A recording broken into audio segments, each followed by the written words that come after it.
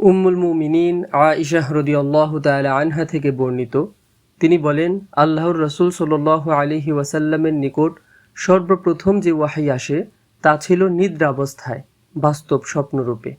যে স্বপ্নই তিনি দেখতেন তা একেবারে প্রভাতের আলোর ন্যায় প্রকাশিত হতো। অতঃপর তার নিকট নির্জনতা পছন্দনীয় হয়ে দাঁড়ায় এবং তিনি হেরার গুহায় নির্জনে অবস্থান করতেন। আপন পরিবারের নিকট ফিরে এসে কিছু খাদ্য সামগ্রী সঙ্গে নিয়ে যাওয়ার পূর্বে এভাবে সেখানে তিনি এক নাগাড়ে বেশ কয়েকদিন ইবাদতে মগ্ন থাকতেন। অতঃপর খাদিজা রাদিয়াল্লাহু তাআলা আনহা এর নিকট ফিরে এসে আবার একই সময়ের জন্য কিছু খাদ্যদ্রব্য নিয়ে যেতেন। এভাবে হেরা গুহায় অবস্থানকালে তার নিকট ওয়াহী আসলো। তার নিকট ফেরেশতা এসে বলল, পাঠ করুন। আল্লাহর রাসূল সাল্লাল্লাহু আলাইহি ওয়াসাল্লাম বলেন, আমি বললাম, আমি পড়তে জানি না। তিনি সাল্লাল্লাহু আলাইহি ওয়াসাল্লাম বলেন, অতঃপর সে আমাকে জড়িয়ে ধরে এমনভাবে চাপ দিল যে আমার খুব কষ্ট হলো। অতঃপর সে আমাকে ছেড়ে দিয়ে বলল, পাঠ করুন। আমি বললাম, আমি তো পড়তে জানি না। সে দ্বিতীয়বার আমাকে জড়িয়ে ধরে এমনভাবে চাপ দিল যে আমার খুব কষ্ট হলো। অতঃপর সে আমাকে ছেড়ে দিয়ে বলল, পাঠ করুন। আমি উত্তর দিলাম, আমি তো পড়তে জানি না। আল্লাহর রাসূল সাল্লাল্লাহু আলাইহি ওয়াসাল্লাম বলেন, অতঃপর তৃতীয়বারে তিনি আমাকে জড়িয়ে ধরে চাপ দিলেন।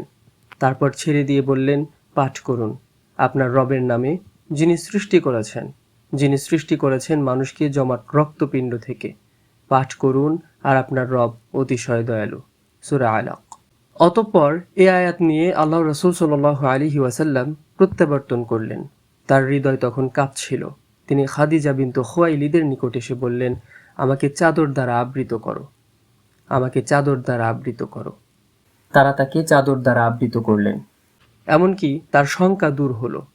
তখন তিনি খাদিজা রাদিয়াল্লাহু তাআলা আনহা এর নিকট ঘটনা বৃত্তান্ত জানিয়ে তাকে বললেন, আমি আমার নিজেকে নিয়ে শঙ্কা বোধ করছি। খাদিজা রাদিয়াল্লাহু আনহা বললেন, আল্লাহর কসম, কখনোই নয়। আল্লাহ আপনাকে কখনো লাঞ্ছিত করবেন না। আপনি তো আত্মীয় স্বজনের সঙ্গে সদাচরণ করেন, অসহায় দুস্থদের দায়িত্ব বহন করেন, নিঃস্বকে সহযোগিতা করেন, মেহমানের আপ্যায়ন করেন এবং হক পথের দুর্দশাগ্রস্তকে সাহায্য করেন। অতঃপর তাকে নিয়ে খাদিজা রাদিয়াল্লাহু আনহা তার চাচাতো ভাই ওয়ারাকা ইবনু নওফল ইবনু আবদুল আসাদ ইবনু আব্দুল উজ্জাহর নিকট গেলেন। অতঃপর তাকে নিয়ে খাদিজা রাদিয়াল্লাহু আনহা তার চাচাতো ভাই ওয়ারাকা ইবনু নওফল ইবনু আব্দুল আসাদ ইবনু আব্দুল উজ্জাহর নিকট গেলেন, যিনি অন্ধকার যুগে ঈসাই ধর্মগ্রহণ করেছিলেন, যিনি ইব্রানি ভাষায় লিখতে পারতেন এবং আল্লাহর তৌফিক অনুযায়ী ইব্রানি ভাষায় ইনজিল হতে ভাষান্তর করতেন। তিনি ছিলেন অতি বৃদ্ধ এবং অন্ধ হয়ে গিয়েছিলেন। খাদিজা রাদিয়াল্লাহু আনহা তাকে বললেন, হে চাচাতো ভাই, আপনার ভাতিজার কথা শুনুন। ওয়ারাকা তাকে জিজ্ঞেস করলেন, ভাতিজা, তুমি কি দেখো? আল্লাহর রাসূল সাল্লাল্লাহু আলাইহি ওয়াসাল্লাম যা দেখেছিলেন সবই বর্ণনা করলেন। তখন ওয়ারাকা তাকে বললেন, এটা সেই বার্তাবাহক যাকে আল্লাহ মুসা আলাইহিস সালামের নিকট পাঠিয়েছিলেন। আফসোস, আমি যদি সেদিন যুবক থাকতাম। আফসোস, আমি যদি সেদিন জীবিত থাকতাম, যেদিন তোমার কওম তোমাকে বহিষ্কার করবে। আল্লাহ রাসূল সাল্লাল্লাহু আলাইহি ওয়াসাল্লাম বললেন, তারা কি আমাকে বের করে দেবে? তিনি বললেন, হ্যাঁ, তুমি যা নিয়ে এসেছো অনুরূপ কিছু যিনিই নিয়ে এসেছেন তার সঙ্গেই বৈরিতাপূর্ণ আচরণ করা হয়েছে। সেদিন যদি আমি থাকি তবে তোমাকে জোরালোভাবে সাহায্য করব।